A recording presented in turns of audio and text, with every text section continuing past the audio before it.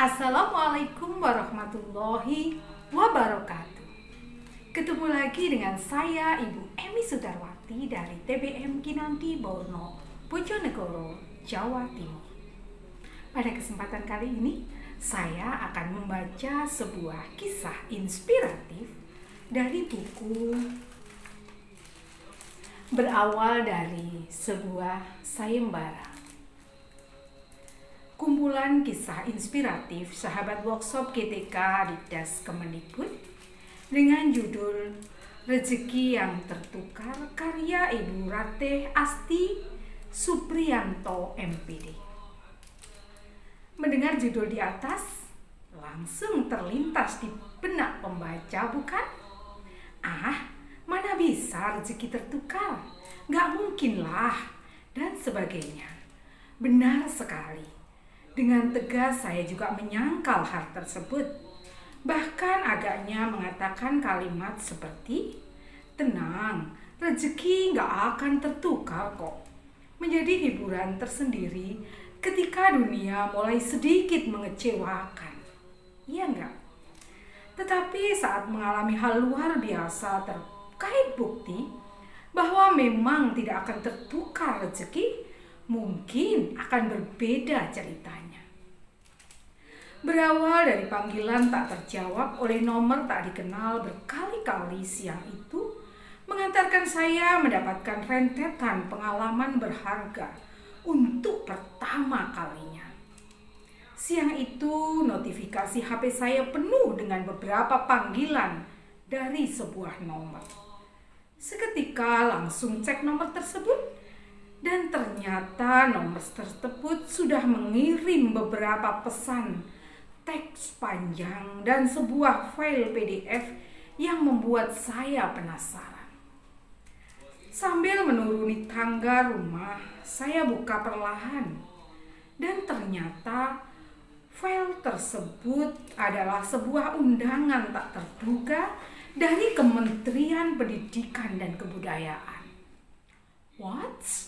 Siapa saya bisa dapat undangan dari lembaga sebesar Kemendikbud? Langsung terpikir, apakah mungkin ini cinta? Bukan, maksudnya apakah mungkin ini penipuan? Pikir saya, selaras dengan tangan yang langsung meneruskan semua pesan tersebut kepada kepala sekolah saya.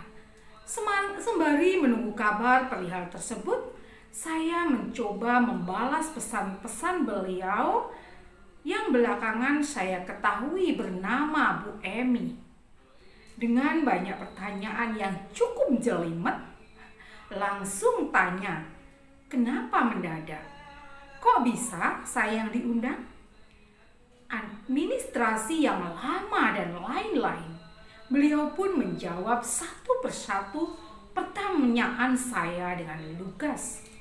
Bersamaan dengan itu, kepala sekolah mengabarkan bahwa memang benar ada undangan ke Dinas Pendidikan Kota Salatiga. Namun sayangnya tidak ada nama saya di sana.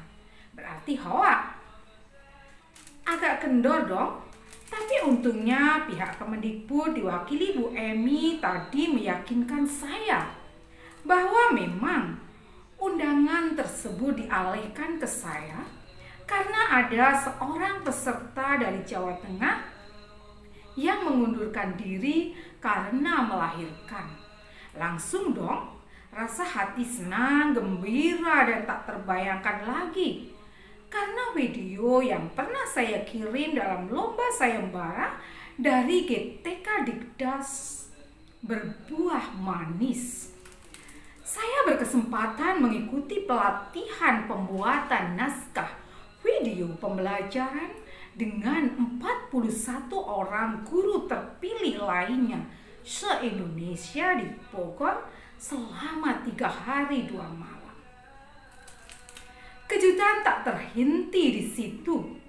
Tahu kenapa? Tanggal undangan adalah besok di Bogor. Dan sore ini saya masih di Salatiga tanpa satupun syarat administrasi yang terpenuhi. Apakah sempat?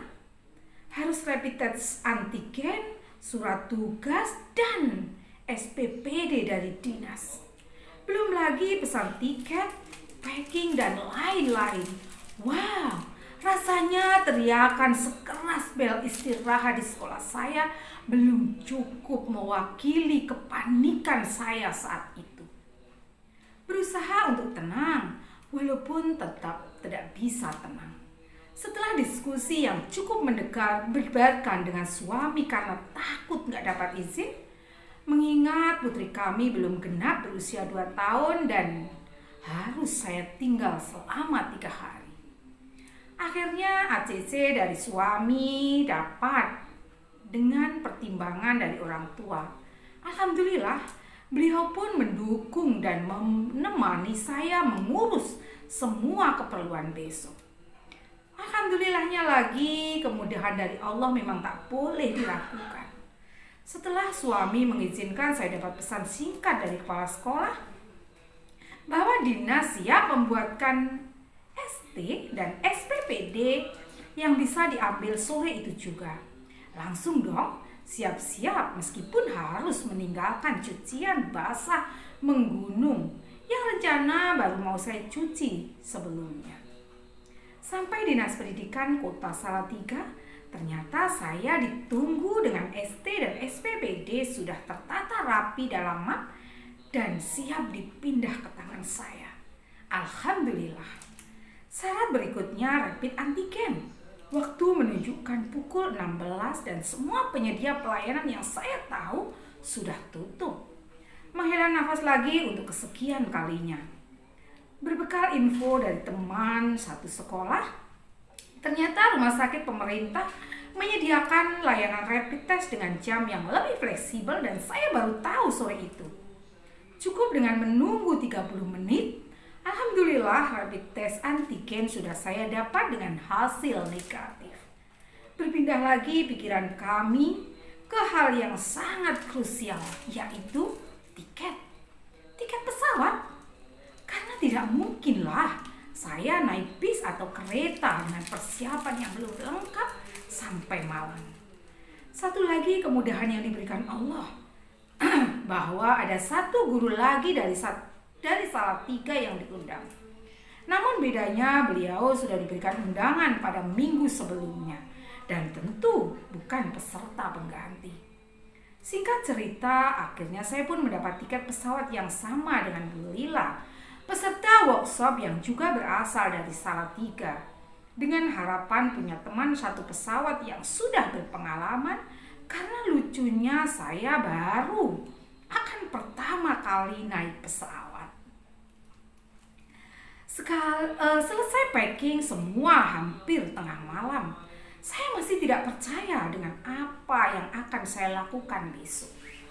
Pokoknya bismillah saja.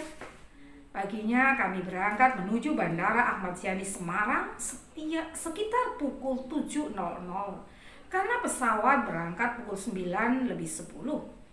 Insya Allah terkejarlah dengan perkiraan waktu perjalanan kurang lebih 1 jam.